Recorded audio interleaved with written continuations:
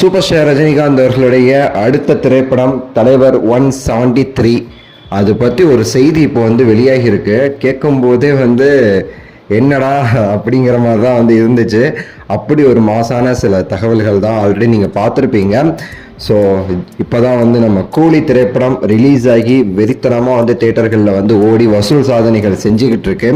இப்போ இந்த தலைவர் 173 பற்றியான சில தகவல்கள் பெரிய அளவுக்கு எல்லாருமே சொல்கிறாங்க.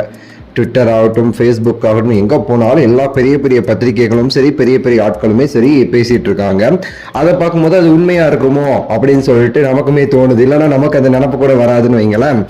அதான் நம்ம பார்க்க போகிறோம். ஆக்சுவலி லோகேஷ் கனகராஜ் அவர்களோட இயக்கத்தில் திரும்ப ஒரு படம் ரஜினிகாந்த் அவர்கள் பண்ண போகிறாரு அப்படின்னும், ரஜினிகாந்த் அவர்கள் மட்டும் கிடையாதுங்க, கமலஹாசன் அவர்களும் சேர்ந்து அந்த படத்தில் நடிக்க போகிறாரு.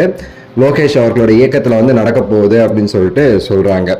இந்த திரைப்படங்கிறது சூப்பர் ஸ்டார் அவர்களுக்கு ஜெயிலர் 2க்கு அப்புறமான ஒரு படமாக இருக்கும். தலைவர் 173 அந்த ஃபில்ம் இதுதான் அப்படின்னு சொல்லிட்டு சொல்றாங்க.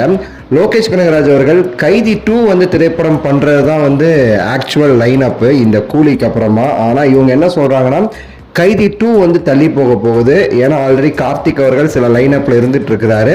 அதனால இந்த கைதி 2 தள்ளி போகுது. அந்த கேப்ல இந்த படம் நடக்க போகுது அப்படின்னு சொல்லிட்டு சொல்றாங்க.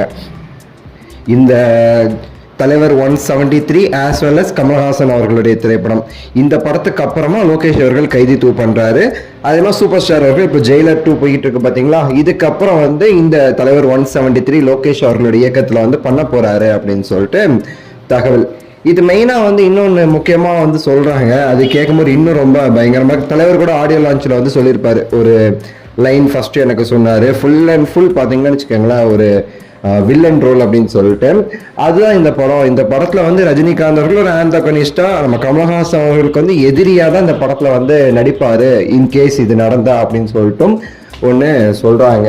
ஆக்சுவலி தலைவரோட லைன் அப்ல மாரி செல்வராஜ் அப்படி இப்படின்னு சொல்லிட்டு நிறைய லைன் அப், கார்த்திக் சுப்பராஜ்னு சொல்லிட்டு இப்போ அவங்க ஏதாவது போறாரா இல்லை இவங்க சொல்ற மாதிரி லோகேஷ் அவர்களோட சேர்ந்தா இந்த படத்துல இணைய போகிறாரா அப்படிங்கிறத நம்ம பொறுத்திருந்தான் பார்க்கணும்.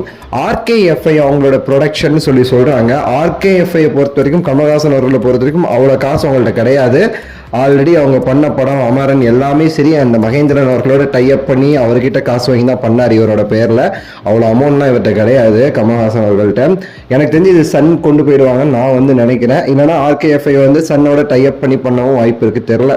பொறுத்திருந்து பார்ப்போம். உங்களுடைய கருத்து இது நடந்தா எப்படி ஏதுங்கிறத கீழே கமெண்ட்ஸ்ல சொல்லுங்க. லைக் பண்ணி, ஷேர் பண்ணி, சப்ஸ்கிரைப் பண்ணுங்க. அடுத்த வீடியோவில் சந்திக்கின்றேன். நன்றி, வணக்கம், மகிழ்ச்சி.